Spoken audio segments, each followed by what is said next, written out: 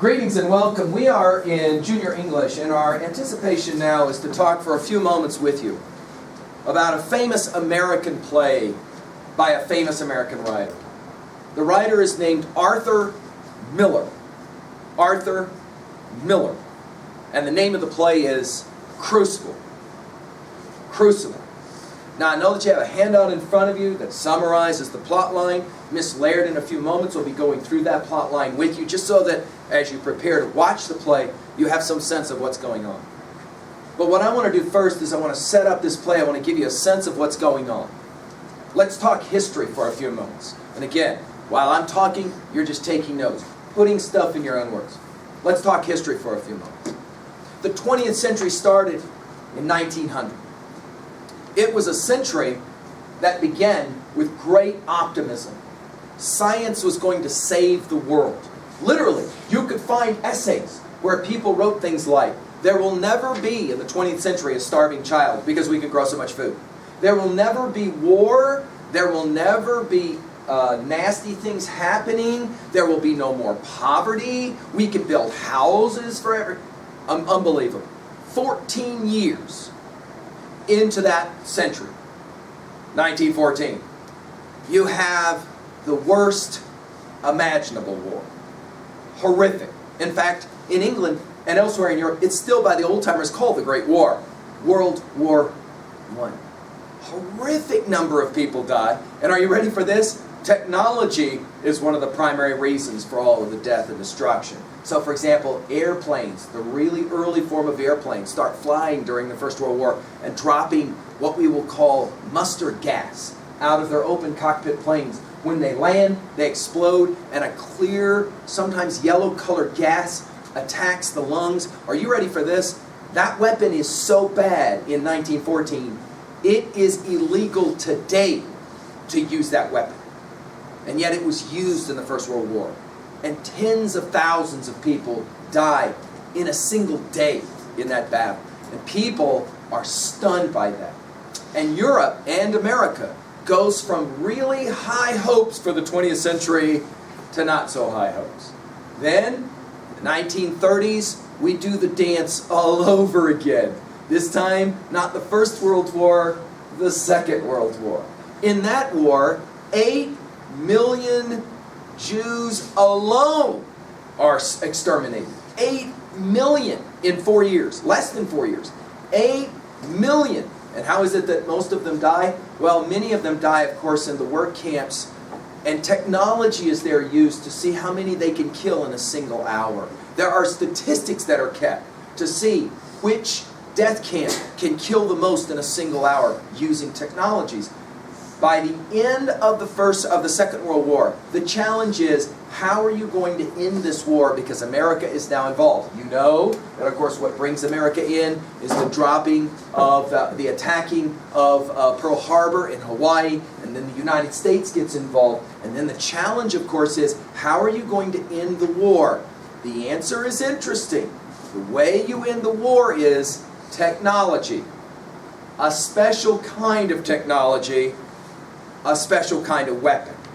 We will call that weapon the atomic bomb. And 2 of those bombs get dropped on 2 cities in Japan, and the video footage of what those areas look like afterwards is unbelievable. Devastating. It would be like dropping that thing here in the center of Worland, and after it's done, you cannot see anything of where Worland was at all. There's just nothing there. Everything's been totally vaporized at ground zero. Literally vaporized. There's nothing there. There's no evidence of people. There's no evidence of buildings. Nothing. And immediately, the war ends. Yay. The war ends. Good. Of course, terrible. So many people have to die. But the war ends. Yay. But right away, a second war that we'll call the Third War, that we'll call the Cold War, begins. Dude, what's that all about? Well, into the 1950s, we have what's called the Cold War. The Cold War. Now, what is that all about? Well, it's the opposite of a hot war. If a hot war is where atomic bombs and stuff like that get dropped, that is to say, stuff explodes. A Cold War is a war where no bombs get dropped, but there is the potential for a hot war. In other words, there's always the chance. The Cold War will happen between the two great superpowers after the end of the Second World War. One, obviously the one who dropped the atomic weapons, the United States, and the winner of that war in many ways, right? Two, the Soviet Union, what we will later call Russia, but the Soviet Union. The Soviet Union wants to have atomic weapons as well. And what's called a nuclear arms race will begin during these years. In other words, America starts making more of these bombs. They're like, dude, if we can end a war that's gone for 4 years with just dropping 2 of these, imagine if we've got 2,000 of these. Right? Nobody would ever attack us. We would be totally safe. Everything would be great. Unfortunately, the Soviet Union thought the same thing. And so they got the technology information, and guess what? They also started building these weapons of mass destruction, these atomic weapons. And into the 1950s and beyond, these weapons went from what was dropped on Hiroshima and Nagasaki to the weapons that had been developed that would just exterminate hundreds and hundreds of miles of stuff. Right? The newer weapons became much, much more powerful. F-E-A-R. That's the word you want to write in your notes. F-E-A-R. And lots of it. The horror is, of course, that somebody gets his or her finger on the button to drop one of these bombs, and all of a sudden, immediately the world goes into a third world war, hot war, but this would be a war unlike ever seen in the history of mankind or womankind. In other words, potentially there was enough weapons on this planet to kill everything on the planet. Scientists began to postulate, that if there was a nuclear war, the entire surface of the world would die. And the only place to live would be under the ground. And by the time you guys are born, there's a famous movie series called the Terminator series. Some of you are maybe familiar with these series called the Terminator, or some of you maybe know that film series called The Matrix. If you're at all familiar with the film The Matrix and the Matrix series, you know that they all live under the ground. Why do they live under the ground? Because you can't live up in the surface of the earth. How come? Because there was a nuclear war. See how this works? Okay, so there's great fear. The Cold War spawns tremendous fear. The Soviet Union were called Russians, or Ruskies was their nickname. And their color on their flag was predominantly red. Red.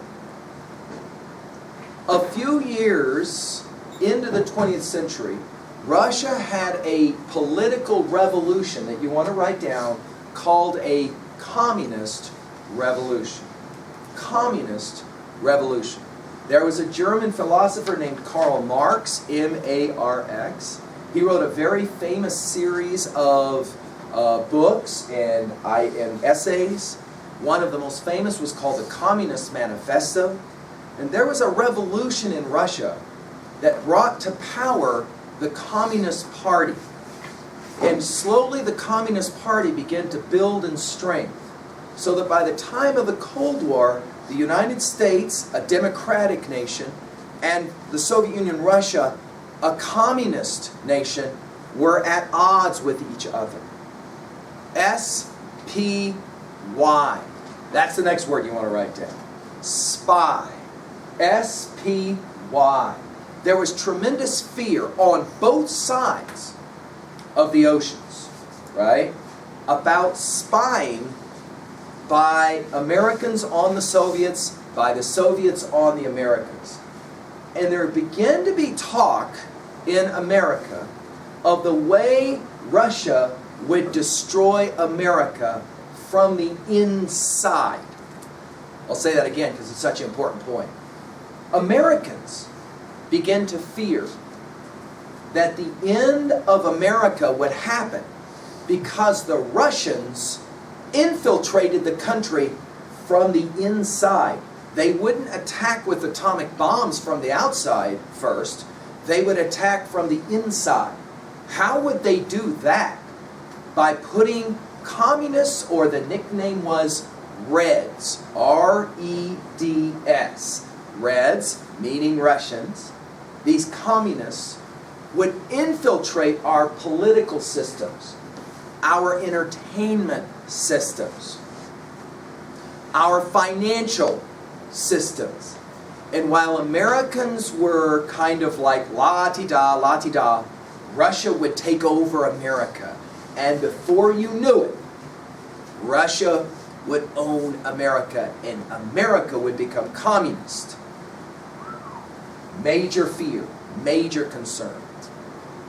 Finally, this concern became so powerful that a famous politician named Joseph McCarthy, that's a name you want to write down, Joseph McCarthy, he was so convinced that Russia was infiltrating America, and especially the entertainment districts of America. What are the two most famous entertainment cities of America? Still today, they're the two most famous entertainment cities in the world. What are they? New York City, where we have Broadway, right? And Los Angeles, where there is, of course, what? Hollywood, where we make all of our films. McCarthy was absolutely certain that the people who worked in those two cities in the entertainment districts were affiliated increasingly with communism. He was convinced of this. And he said, here's what's happening. Those commies, short for communists, those Reds, Russians, they're making movies and plays and entertainment that is poisoning the minds of America's youth and is making them think that communism is okay. What did McCarthy do? He started Senate hearings. I'm going to write that down. In Washington, D.C.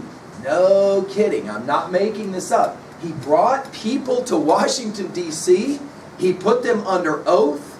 He videotaped these sessions. Many of them are open to the public. And he begins to ask very private questions to the people. He doesn't just ask them, are you a communist? He asks them about their family situations. He asks them about their private sexual orientation. Now remember, we're in the 50s. So for example, to be gay is a major no-no. It's not like today's culture where being gay is now accepted in our culture. In 1950s, if you are gay, that's a major no-no. And he'll ask them questions about their sexual orientation. He'll ask them questions about their marriage. All kinds of disturbing questions. Ask them questions about their friends. Who do you associate with? Are any of your friends known to be communists? And I remind you, you are under oath. Whoa, what does that mean if you lie under oath? What does that even mean? If you go to D.C. and you lie under oath, what does that mean? Right, you go to prison. You go to prison. So now all of a sudden, he's using, we want to write this word down, peer pressure. Peer pressure. And he and others of his kind destroy the lives of a lot of people. Most of those people are totally innocent people. And he ruins their professional lives. They never again can get jobs in New York City or Los Angeles. People don't want to affiliate with them. They're ostracized. Wow. In the middle of all of this steps a famous writer in New York City named Arthur Miller.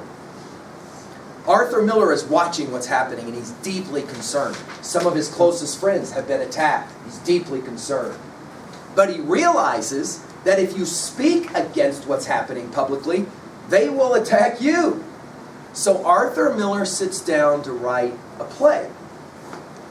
It's an interesting play because it's got nothing to do with Russians. It's got nothing to do with atomic bombs. It's got nothing to do with Cold War scare tactics.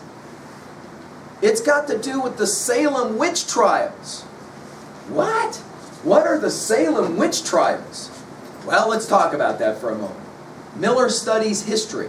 There's a famous time in American history called the Salem witch trials. First of all, Salem. Salem is a famous town outside of Boston, Massachusetts. And in the early years of America's history, Salem was an all-Christian community. There was a growing fear within Salem that the devil and witchcraft had come to Salem. And through a series of really tragic events, large numbers of innocent people are accused of being witches and are killed. Miller looked at this time in American history and he said, whoa, there's a word, a phrase I want you to write down. That phrase is mass hysteria. Mass hysteria. Now what does it mean if I were to say, don't be hysterical? What would that term mean? Can you write that term down? What does that mean, hysterical? Well, it basically means that you kind of go nuts, huh? You kind of go crazy. You're no longer thinking straight, right? What does mass mean? Well, that means more than one. That means acting kind of crazy, but within the group. Yes? Within the group. So the whole group starts to act kind of crazy. Miller was very interested in the psychology and the sociology of mass hysteria. He, for example, was aware, you've seen it on video, of how a guy named Adolf Hitler could speak or raise his hand in front of thousands of people and they would all shout at the same time. Whoa, what's up with that? It's almost like the people out there don't have a mind of their own anymore. It's almost like they're hypnotized or something, right? Miller said, humans are a strange species. We have a tendency to say, don't tell me what to do. I want to be an individual. But at the same time, we also have a tendency to act in groups. And when we act in groups or in packs, humans can be really scary with the way they behave. To show this, all Miller does is retell a story. Well, what is that story? It's a story about a guy named John Proctor. Okay? John Proctor has a wife. Her name is Goody Proctor. Goody is just a term that gets used to her name to designate that she is John Proctor's wife. John Proctor and Goody Proctor live right outside of Salem. They are a part of the community. John is very well known in the community. By the end of the play, something really tragic will happen to both John and Goody Proctor. Why does it happen, and could it have been avoided?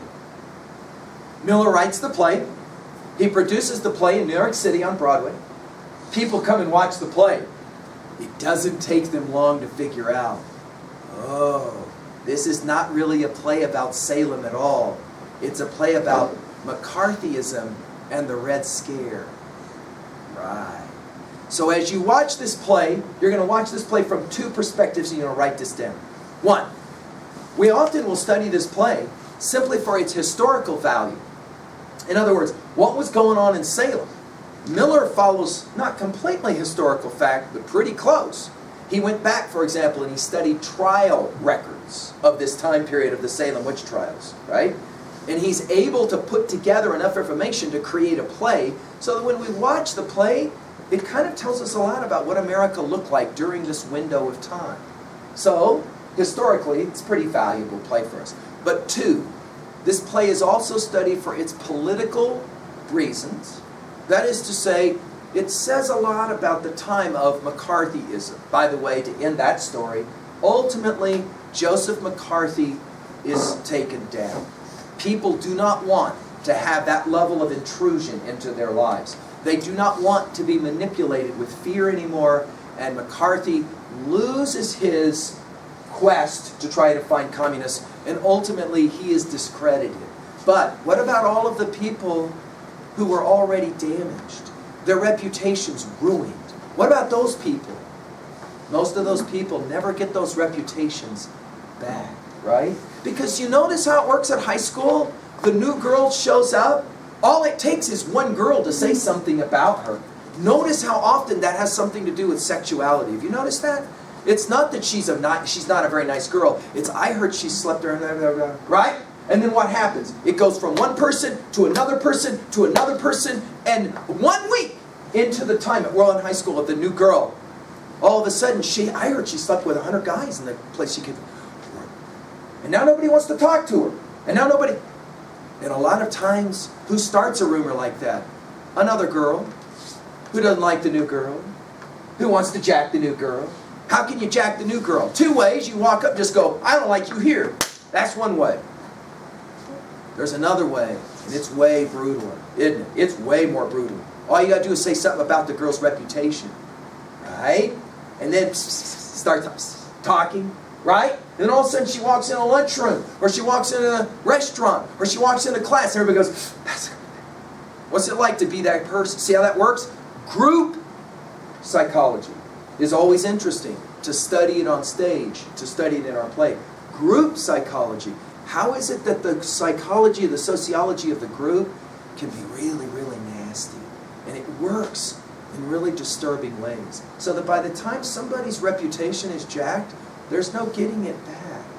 Once you call somebody something, there's no way to go around and go, hey dude, I was just kidding. I made that up because I was jealous and I didn't like this girl. It's too late. Why? Because everybody else is talking already. You can't stop that stuff once it starts, right? Some of us have done that in terms of spreading the rumors. Some of us have done that in terms of receiving that stuff. And we know how painful that is. I will say it now out loud. Watching Crucible is a sad play.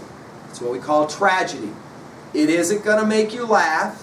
It isn't going to make you jump up and down and go, yay. And by the end of the play, you're going to do one of these numbers. You will.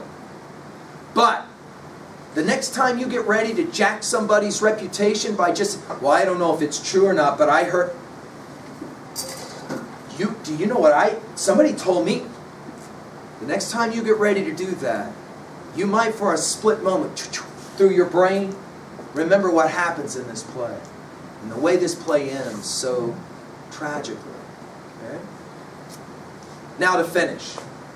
If you'll flip your paper over on the back, there's a writing assignment topic that I want you to be focusing on. By the paper, I mean that handout that Miss Laird's about to work with you on. You see at the bottom it says, why would Arthur Miller call this play Crucible? Crucible. Now it's interesting. Let's define that word real quickly. Because there is a word that some of you are familiar with that sounds very similar. It's the word what? Crucifix. Are you familiar with that word? What is a crucifix? Sometimes you even see people will wear them around their neck. Or if you've been to a church, you've sometimes seen them on a wall. What is a crucifix? It's a cross, isn't it? Right? It's a cross, isn't it? Now the word crucible is a similar word to crucifix, but not quite the same word. Crucible means to be in the middle of the fire. To be in the middle of the fire. The way that, for example, you would refine pure gold in a fire. You know how you boil gold to make it hot? So that's crucible. Okay? Now Miller is going to call his play Crucible. By the way, an easy working definition of crucible, the word is a tough spot. A tough spot. A difficult situation. A situation maybe you don't get out of so easy. A tight spot. Right? So in other words, you'll ask yourself, what are the 3 tightest spots in this play? Who have the 3 hardest situations? That's one way to write about this play. Okay? What is, in the end, the ultimate crucible? Now there is an understanding. It's a famous Nietzsche line. Nietzsche, a great German philosopher. Some of you have heard it, you just didn't know it came from this German philosopher, Nietzsche. Nietzsche said, that which does not destroy me makes me stronger. That's an interesting line. You might write that line down. That which does not destroy me makes me stronger. In other words, adversity, tough times, crucibles, are sometimes good for us. They help us. They mature us. But sometimes you're in an unwinnable war. you're in a situation you can't get out of. And you're going to find that in some ways, John Proctor finds himself in that kind of situation. What's the origination of that situation? Why does it start? Does John Proctor have anything to do with this downfall? The answer to that is, yeah, he does. He does. So we're going to now work with a plot summary. You should have your paper in front of you. Miss Laird is going to come up now and just kind of work through. You'll notice paragraphs. Do you see that on that handout? Also, do you notice Act 1, 2, 3, and 4? Go ahead and circle with red ink those 4 headings. Act 1, 2, 3, and 4 on that sheet of paper. And as Miss Laird reads them with you, we're just simply going to go through this. And then once she finishes here, we'll be ready, if we have time, to actually begin watching the performance. Now, I cannot record the performance. So if you miss the performance, you're going to have to find time to either watch it on your own or come in and watch it here with us, okay? I'm not sure if this film is on Netflix or not, or Prime. It might be, but that would be one way that you could watch it if you have to miss. You know what I'm saying? All right? Questions, comments. So you can take some of your notes right there on the handout. I recommend that you kind of do that. As you hit, for example, main characters, you might want to circle them. You might want to comment on who they are, that kind of thing, all right? And Miss Laird will now come, and she's going to work through a plot summary of Crucible, all right? Okay, Miss Laird, the floor is yours. And I'll put your podium up here for you as well. And then when you're finished, you can just hit. Okay.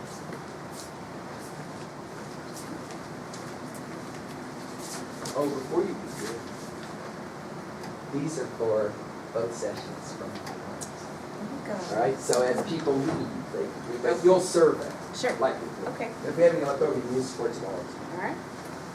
So everybody needs to have the heading Act 1. And let's just do a line or two for each paragraph as we go through, okay? Act 1. The initial scenes take place in the home of Rev Parris, the town's spiritual leader.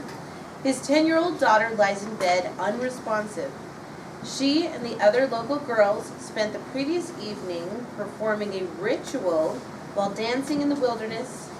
Abigail, Parris's 17-year-old niece, is the wicked leader of the girls. Mr. and Mrs. Putnam, loyal followers of Parris, are very concerned for their own sickly daughter.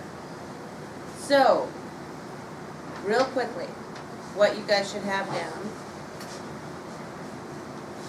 is we had some girls out doing some rituals, and one of them is comatose. Anybody know what comatose is?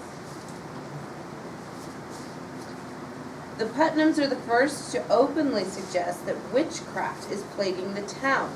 They insist that Parris root out the witches within the community.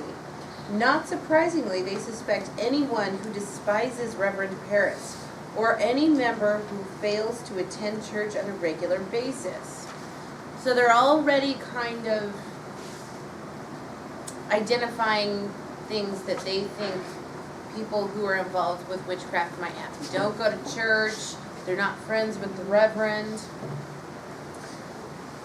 Halfway through Act 1, the play's tragic hero, John Proctor, enters the Parris household to check on the still comatose Betty. He seems uncomfortable to be alone with Abigail. So the leader of the girls, make sure that you have this written down, is Abigail. And John Proctor is uncomfortable with her. If you guys see an underlined character name, definitely write that name down and put a little bit next to it, a little information next to it. Through dialogue, we learn that Abigail and seemingly humble farmer John Proctor had an affair 7 months ago. When John's wife found out, she sent Abigail away from their home. Since then, Abigail has been scheming to remove Elizabeth Proctor so that she can claim John to herself. Reverend Hale, a self-proclaimed specialist in the art of detecting witches, enters the Parris household. John Proctor is quite skeptical of Hale's purpose and soon leaves for home. So what we find out is that Abigail was working in the Proctor home. She had an affair with John Proctor. And his wife kicked her out once she found out. But she's been making plans to get rid of Elizabeth Proctor so that she can go back in. Hill confronts Tituba, pressuring her to admit her association with Satan. So Tituba believes that the only way to avoid being executed is to lie. So she begins to invent stories about being in league with the devil. Then Abigail sees her chance to stir up an enormous amount of mayhem. She behaves as though she is bewitched. When the curtain draws on Act 1, the audience realizes that every person mentioned by the girls is in severe danger. So the girls start listing people that they are going to blame for their involvement in witchcraft. And Tituba is a African servant who has a lot of her beliefs, her family beliefs. So they automatically assume that Tituba is a witch as well. Act 2. Set in Proctor's home, the act begins by showing the daily life of John and Elizabeth. The protagonist has returned from seeding his farmland. Here their dialogue reveals that there is still much tension and frustration. Elizabeth cannot yet trust her husband. Likewise, John has not yet forgiven himself. So let's just go ahead and abbreviate that real quick. Their marital problems shift, however, when Reverend Hale appears at their door. We learn that many women, including the saintly Rebecca Nurse, have been arrested on the charge of witchcraft. Hale is suspicious of the Proctor family because they don't go to church every Sunday. Moments later, officials from Salem arrive. Much to Hale's surprise, they arrest Elizabeth Proctor. Abigail has accused her of witchcraft and attempted murder via black magic and voodoo dolls. John Proctor promises to free her, but he is enraged by the injustice of the situation. So, Act 2 involves Mrs. Proctor being arrested for witchcraft and who accused her? Abigail.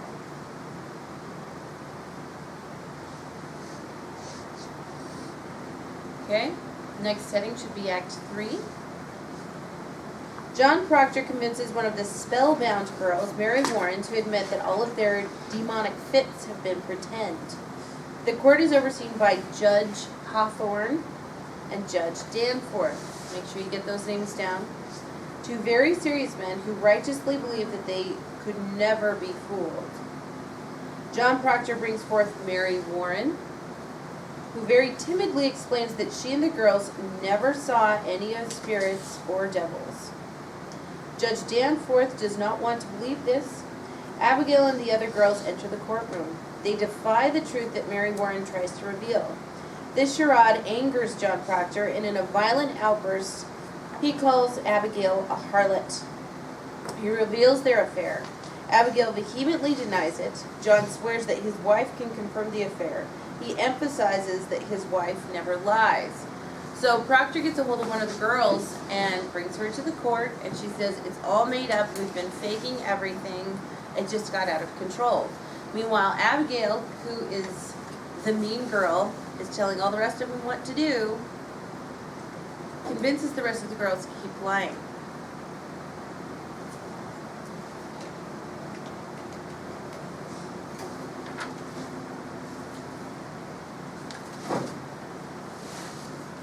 To determine the truth, Judge Danforth summons Elizabeth into the courtroom, hoping to save her husband. Elizabeth denies that her husband had ever been with Abigail. Unfortunately, this dooms John Proctor. So, in his defense, John Proctor's like, I had an affair with Abigail. This is why she's doing this. She's just an overreactive young girl. Elizabeth, his wife, doesn't know that he did this. And to save his honor, she is thinking, when she's questioned about it, she denies the affair. So, there's a lot of truth and half-truths, and innocent people are lying now. Abigail leads the girls in a make-believe fit of possession. Judge Danforth is convinced that Mary Warren has gained a supernatural hold upon the girls. Frightened for her life, Mary Warren claims that she too is possessed and that John Proctor is the devil's man. Danforth places John under arrest. So, in the course of John trying to free his wife, he is now being accused as the leader of the witches.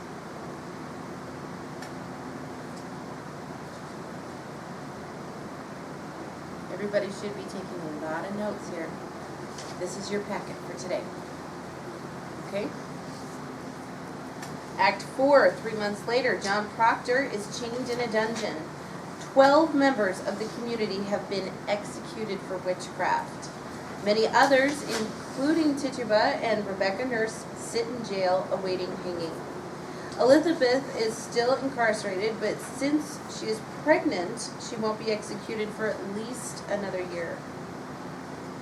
The scene reveals a very distraught Rev Parris. Several nights ago, Abigail ran away from home, stealing his life savings in the process. He now realizes that if well-loved townspeople such as Proctor and Rebecca Nurse are executed, the citizens might retaliate with sudden and extreme violence.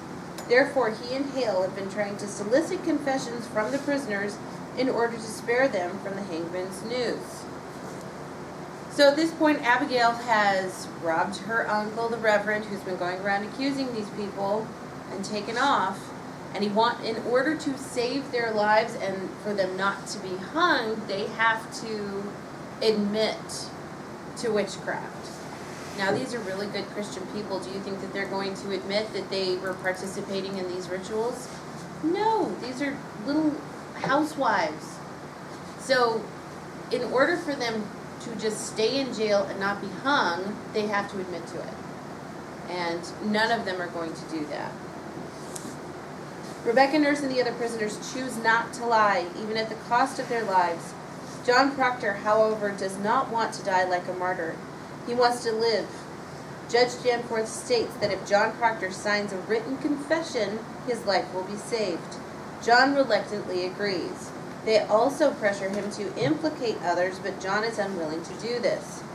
Once he signs the document, he refuses to hand over the confession. He doesn't want his name to be posted on the door of the church. He declares, "How may I live without my name? I have given you my soul, leave me my name." Judge Danforth demands the confession. John Proctor rips it to pieces. The judge condemns Proctor to hang. He and Rebecca Nurse are taken to the gallows. Hale and Parris are both devastated. They urge Elizabeth to plead with John and the judge so that he might be spared. However, Elizabeth, on the verge of collapse, says, "He has his goodness now. God forbid I take it from him." The curtains close with the eerie sound of drums rattling. The audience knows that John Proctor and the others are moments away from execution.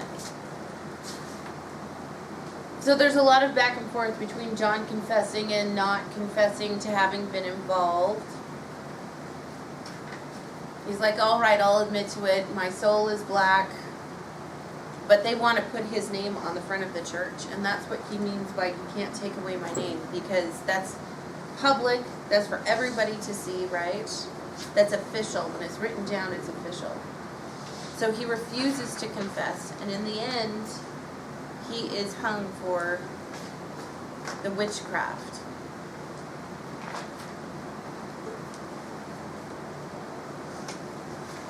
Okay? And you guys can go ahead and start making some connections to 3A and 3B on your own. There are a lot of movies and a lot of texts out there that are very similar to this story.